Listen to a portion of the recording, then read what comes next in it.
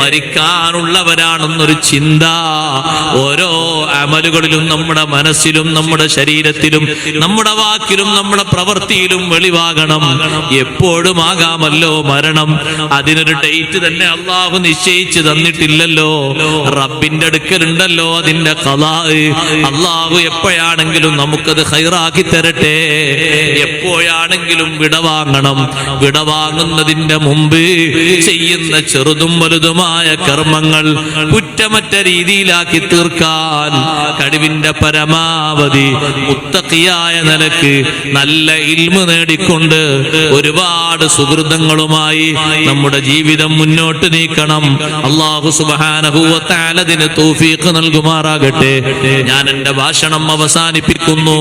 ഓ പ്രിയപ്പെട്ട സഹോദരിമാരെ, മുത്തഖീങ്ങളായി നമ്മൾ ജീവിച്ച് പിരിയുമ്പോ മുത്തഖീങ്ങളായി പിരിഞ്ഞെങ്കിലേ ആഖിറത്തിലും സയ്യിദുനാ റസൂലുള്ളാഹി സ്വല്ലല്ലാഹു അലൈഹി വസല്ലം തങ്ങളുമായി വലിയ കണക്ഷൻ നമുക്കുണ്ടാവുകയുള്ളൂ.